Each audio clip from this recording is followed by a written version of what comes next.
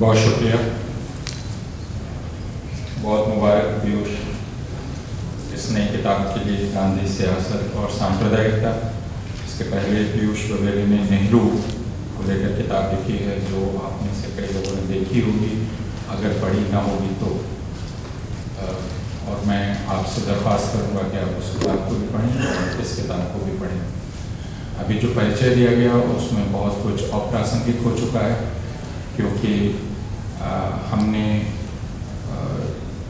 NCERT की तरफ से जो राष्ट्रीय पाठ्यचर्या बनाई थी 2004-05 में, वो पूरी तरह से उल्टी जा चुकी है। और प्रोफेसर यशपाल की सदारत में हमने उच्च शिक्षा को लेकर जो एक खाका पेश किया था, अब ठीक उसके उलट एक दूसरा खाका पेश किया जाता। तो जब मैं इस परिचय को सुन रहा था तो मुझे लगा कि मैं किसी प्राचीन भारत की बात सुन रहा हूँ। लेकिन उस पर हम न जाएं और इस किताब पर आए। ये किताब, जैसा तुषार गांधी जी ने कहा और मैं उनसे इत्तेफाक रखता हूँ कि ये किताब बिल्कुल सही वक्त पर आई है, इसलिए कि और इस किताब की खासियत यह है कि लेखक ने अपने आप को बिल्कुल जैसे गायब कर दिया। पीयूष की इस किताब में आप गांधी को बोलते हुए सुनेंगे, और सिर्फ गांधी को बोलते हुए नहीं सुनेंगे, बल्कि आप गांधी जिस माहौल में बोल रहे थे, जिन संदर्भों में बोल रहे थे, आप उन संदर्भों को भी बहुत स्पष्टता से देख पाएंगे। वे संदर्भ कौन कौन से हैं, उनसे कुछ का हवाला पीयूष वगैरह ने दिया है। और वे दक्षिण अफ्रीका में गांधी की ज़िंदगी से लेकर जो आखिरी वक्त था जब गांधी दिल्ली में थे, उस वक्त तक के संदर्भ हैं। और उन सब में गांधी किस तरह विचार करते हैं, और जितने भी संदर्भ हैं वे सभी संकट के संदर्भ हैं, जिन्हें आप क्राइसिस कहते हैं, क्राइसिस के संदर्भ। और उस क्राइसिस को या उस संकट को गांधी कैसे समझते हैं, उनका वर्णन कैसे करते हैं, उनको ब्यौरा कैसे देते हैं, और खुद उनसे कैसे जूझते हैं। तो इसमें जो गांधी दिखलाई पड़ेंगे वह एक जूझता हुआ गांधी दिखलाई पड़ेगा। ऐसा नहीं जिसके पास हर चीज़ का कोई जवाब है, नुस्खा है, बल्कि एक जो अपने वक्त से जूझ रहा है और जो सवाल उसके सामने है उनका जवाब हासिल करने की कोशिश कर रहा है। इसमें जो लफ्ज़ इस्तेमाल किए गए हैं दो इस किताब के शीर्षक में, वो है सियासत और सांप्रदायिकता।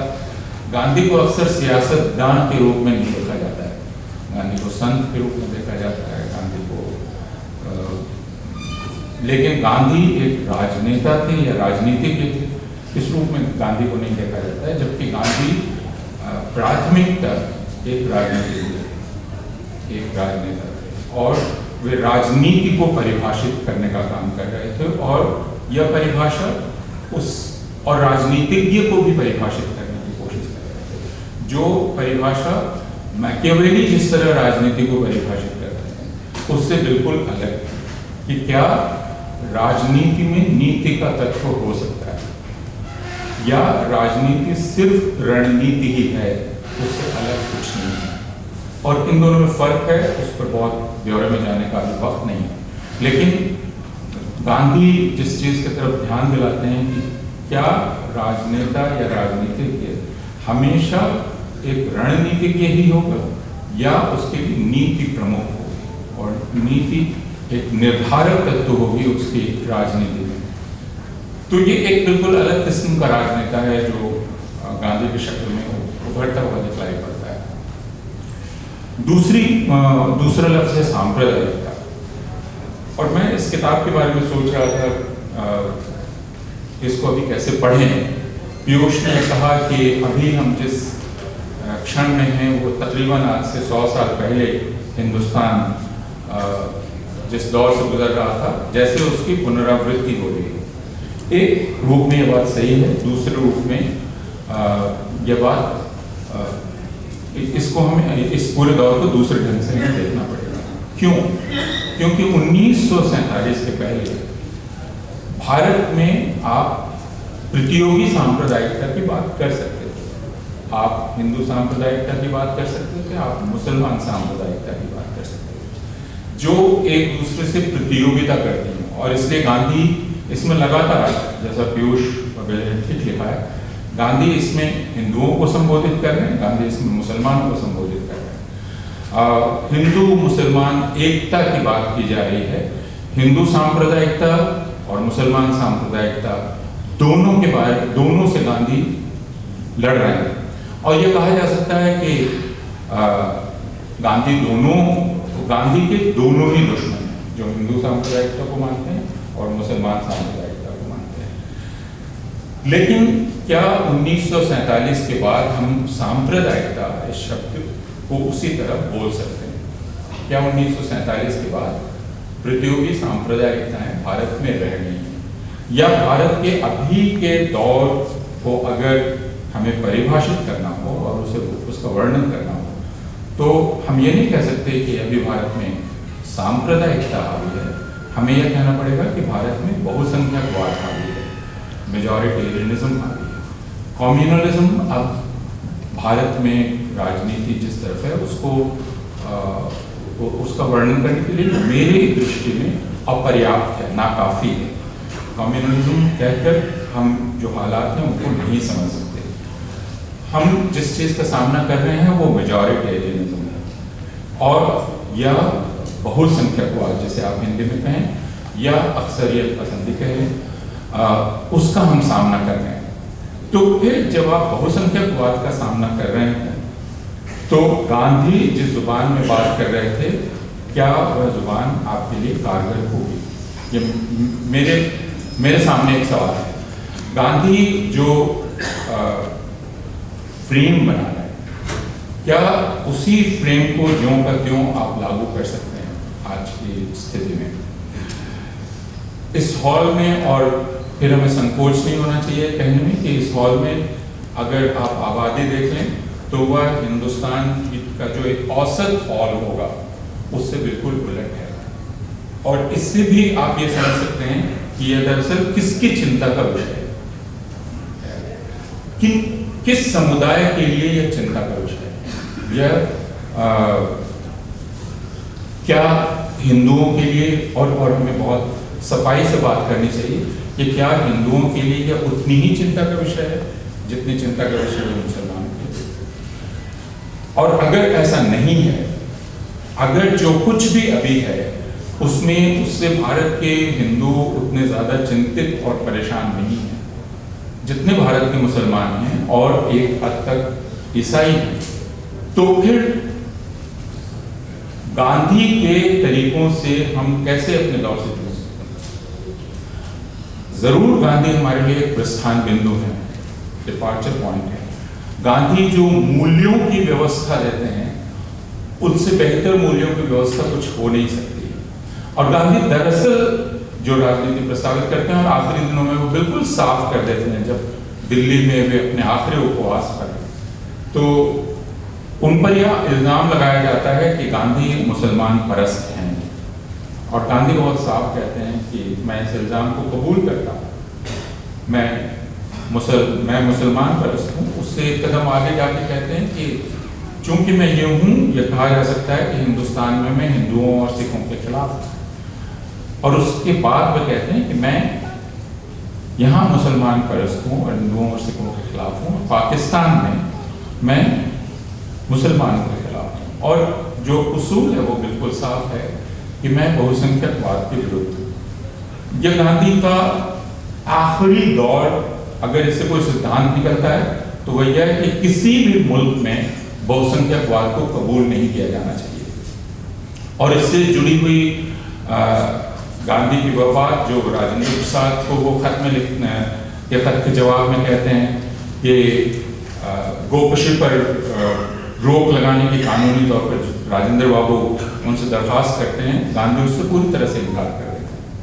और वो इसलिए कि अक्सरियत पसंदी किसी भी शक्ल में नहीं चल सकती। आप यह नहीं कह सकते कि यह एक जीवन पद्धति है इसलिए बाकी लोग भी उसको मान लें। क्योंकि इस मुल्क की जो आबादी बहुसंख्यक आबादी है वो इस तरह जीती है, इसलिए इसको आप अपना लें बाकी तमाम लोगों को। तो फिर हमारे सामने अभी सवाल क्या है? सवाल बहुसंख्यकवाद का है। गांधी के उसूलों का फ्रेम बिल्कुल मैं मानता हूं कि अभी भी वो प्रासंगिक है, लेकिन अब जो मुझे जान पड़ता है, और इसमें गांधी की जितनी दलीलें उनसे बेहतर ढंग से बहस आप नहीं कर सकते, लेकिन अब जो मुश्किल जान पड़ती है, और मैं एक मुसलमान, एक सिख या एक ईसाई की तरह अगर सोचूं, तो वो ये अब कहता है कि भाई आपके मन में मेरे लिए बहुत सारे ख्याल हैं, आपने बहुत सारी चीज़ें मेरे लिए पाल रखी हैं। ये कि मेरे पुरखे मुगल थे और उन्होंने आप पर बहुत अत्याचार किए और हम उनके वंशज हैं। ये कि हमें ख़ास तरह से जीते हैं, हमारी शादी का तरीका ये है, वगैरह वगैरह वगैरह। आपके मन में ढेर सारी प्रीजुडिसेस हैं, पूर्वग्रह हैं हमारे। हम आपके दिल को पूरी तरह साफ नहीं कर सकते। हम सर के बल भी खड़े हो जाएं, हम पूरी तरह से बलिदान भी अपना कर रहे हैं। जैसे कहा गया कि अगर मुसलमान बाबरी मस्जिद छोड़ दें, अगर मुसलमान ज्ञानवापी छोड़ दें, अगर मुसलमान मथुरा छोड़ दें, उसके बाद 3000 मस्जिदें, उसके बाद 30,000 मस्जिदें, तो हम कितना भी कदम खींचते जाएं, आपके मन में जो ख्याल है वह शायद दूर नहीं होगा, और उसके दूर होने का हम कितना इंतजार कर सकते हैं। इसलिए शायद एक ही चीज हो सकती है, वह है कि आपके मन की जो प्रेजुडिस है वो मेरे खिलाफ वायलेंस में कन्वर्ट ना हो। इस चीज की गारंटी कौन कर सकता है? इस चीज की गारंटी सिर्फ भारत के संविधान पर आधारित कानून का राज कर सकता है। तो अब जो मिनिमम या मैक्सिमम जो अब यहाँ की अक़लियत मांगती है वह यह रूल ऑफ लॉ है, जिसमें आपके दिल में कुछ भी हो, ठीक है हम बातचीत करते रहेंगे, लेकिन आपके दिल में जो मेरे लिए है उसकी वजह से मेरे खिलाफ तशद्दुद की इजाज़त नहीं दी जा सकती, मुझे मारा नहीं जा सकता। जैसे 16 मई 2014 को नरेंद्र मोदी के शपथ ग्रहण के बाद पुणे में एक शायद सॉफ्टवेयर इंजीनियर थे मोहसिन, जब वे सड़क पे जा रहे थे और पोशाक से मुसलमान जान पड़ते थे, उनकी सरेआम खुलेआम दिन दहाड़े उनका कत्ल कर दिया गया। उसके बाद जो लोग अभियुक्त थे उनको जमानत दी गई, जबकि ये दिन दहाड़े हुआ कत्ल था। और जमानत में जज ने जो दलील दी वो दलील यह थी कि इसको इसलिए समझा जा सकता है कि उनको वो मुसलमान लगे,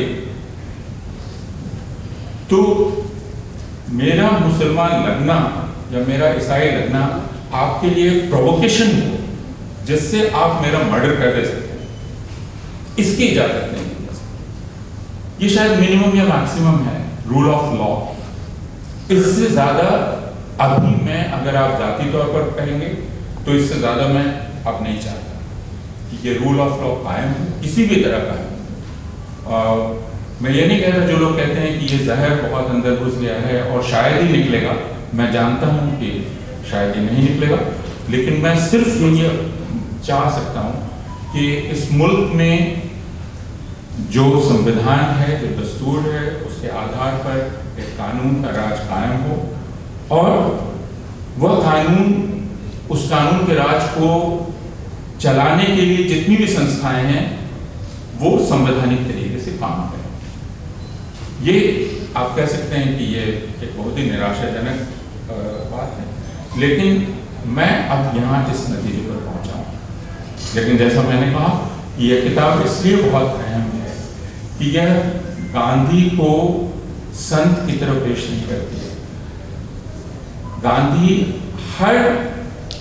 हर एक क्राइसिस से कैसे जूझते हैं, उसमें लोगों से बातचीत कैसे करते हैं। इस किताब में अगर कोई एक चीज मिलेगी आपको तो वह है लोगों से बातचीत करने की तरफ, और उसमें उसका जीवन कि वो बातचीत कभी नहीं छोड़नी है, किसी भी कीमत पर बात करना बंद नहीं करना है। और बात जो एडवर्सरी से एडवर्सरी है और जो बिल्कुल खिलाफ है उससे भी बातचीत की जा सकती है। लेकिन मैं फिर पूछता हूँ कि क्या ऐसा करना अभी मुमकिन है? जब मैं ये पढ़ता हूँ तब मुझे लगता है क्या ऐसा करना अभी मुमकिन है। और क्या शायद इसलिए भी है कि हम में से किसी ने अपनी जिंदगी वैसे इन्वेस्ट नहीं किए लोगों में कि उस इन्वेस्टमेंट के चलते हमको ये अथॉरिटी मिले जो अथॉरिटी गांधी को मिली थी कि वे लोगों से बातचीत कर सकते। अगर हमने वो इन्वेस्टमेंट नहीं किया है तो हम सिर्फ उसूलन सैद्धांतिक तौर पर यह ठीक है यह कहकर किसी को छू भी नहीं सकते, किसी को मूव नहीं कर सकते। तो ये इन्वेस्टमेंट भी बहुत जरूरी है और हम में से हर किसी का इन्वेस्टमेंट, हर किसी का निवेश बहुत जरूरी है। वो कैसे होगा, कैसे किया जा सकेगा, इसके लिए कोई एक रास्ता तो नहीं, एक नुस्खा तो नहीं। लेकिन इस मुल्क में बहुत सारे लोग ये काम कर रहे हैं। त्रिपाठी जी हमारे बीच हैं, वो बिल्कुल एक अकेले शख्स हैं, लेकिन वो अपनी आत्मा के बल पर ये काम कर रहे हैं। तो इसके चलते उनको ये अधिकार भी मिलता है कि वे कुछ बात कर सकें, कुछ फटकार सकें, कुछ समझा सकें। लेकिन वह पूरा अधिकार हम में से सारे लोगों को सिर्फ इसलिए नहीं मिल जाएगा कि हम सही किस्म की बात करें। सही किस्म की बात जानने से उसका हक नहीं मिल जाता कि हम कर सकें, वह हक हमें हासिल करना होगा और उसके लिए हमें बहुत मेहनत करनी होगी। एक बार फिर पीयूष बघेल को मैं इस किताब के लिए बहुत शुक्रिया अदा करता हूँ, मुबारकबाद देता हूँ। आपसे दरख्वास्त करता हूँ कि उनके नेहरू वाली किताब भी पढ़ें और इस किताब को भी ज़रूर पढ़ें और ख़रीद कर पढ़ें।